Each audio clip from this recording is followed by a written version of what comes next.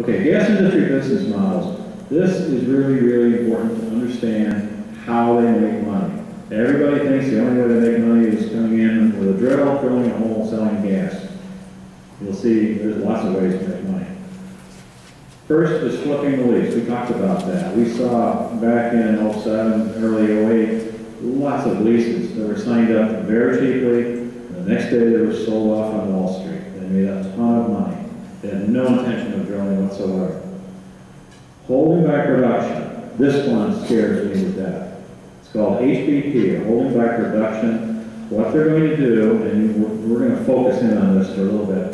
They'll come in, they'll sign up the lease, they'll get a 640-acre unit, something like that, come in and drill 1 or 2 wells, hook it up, and just barely open up the valve. What they've done is, remember that little line we saw said primary, secondary? What they've done is they've crossed over into the secondary. And once they're in secondary, as long as they're complying with whatever the terms are in the lease, as long as they're complying with it, they can sit on that thing for generations and not pay you anything more. Okay? There's a lot of this going on around the country, especially now. There's a lot going on. Why do they do it? One, save money. They lock you down. They've already got everything set in concrete. But the other thing is, they can book it as an asset. Once they've proven it up, they can book it as an asset. What's going to happen? Their stock price will go up. Okay? Or they can use it as collateral, go out and borrow money. Take the cash, buy back stock, start paying dividends, anything to get that stock price up. Well, so the point of getting stock price up. A lot of executives get paid based on how the stock price does. So they have a lot of incentives to do this. Yes, this is adjustable in the lease, Chris is saying. Hedging. Hedging has nothing to do with drilling your property. It has everything to do with betting that the price of natural gas or oil is going to go up or go down in the future. Chesapeake, I'll use Chesapeake, this is in their literature. It's in their financial statements, it's in their annual 2010 letter to shareholders. Addison, nice glossy brochure they were passing out at the last NARO meeting. They make a lot of money hedging. In fact, in 2010, Chesapeake made almost $2 billion in profits from hedging. To put that in perspective, the total revenues from the whole company of selling natural gas, the revenues were in the $3 billion range. Hedging brings in a lot of money for companies like that know how to play the game. The last thing they seem to want to do really is to work for a living and actually drill and make money that way. If they can do all of this, all they're doing is pushing paper. They're making a lot of money with all 3 of these options, a lot of money. And they're not drilling any holes in the ground at all. And if you were the operator, what would you rather do? Okay. So here's the help by production.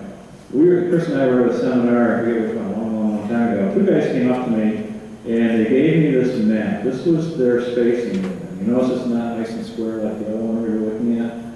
And one guy lived here and he was very happy because 100% of his land was inside the spacing unit. So if they do drill, he's going to get paid on every inch of his land. Now, his next door neighbor and former best friend lived next door to him. You can see it's creating a little bit of tension. But that's how it goes. If they, unless your lease has a PUG clause, P-U-G-H, unless your lease has a PUG clause, all of these people here that own property on the outside, where some of that property is inside of that unit, all of those acres are also held by production, even though nobody's getting paid any royalty on that. Okay? That's very important.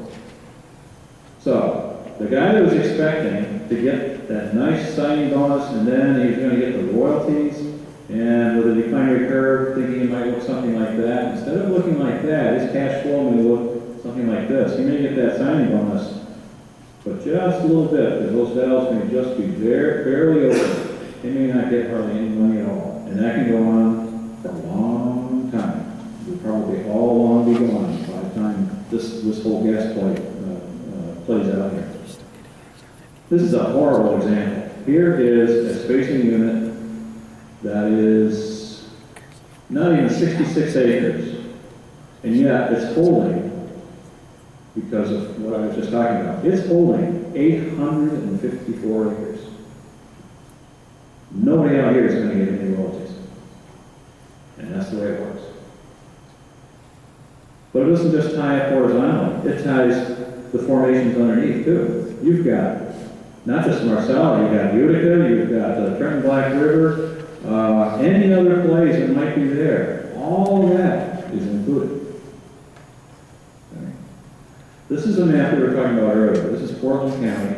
You can go on their website, their planning department tries to keep this up to date. It hasn't been updated from what I've been told in a little over a year, but since I'm partially colorblind, I've been told this is brown. Is that look brown? Okay, thank you.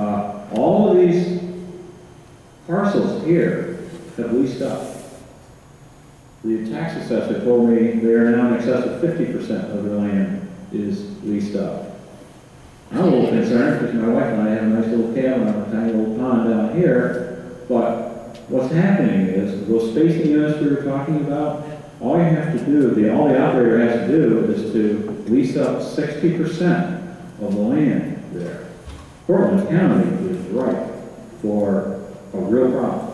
Because it's not going to take a whole lot more leasing to start being able to issue permits to tie up that entire county.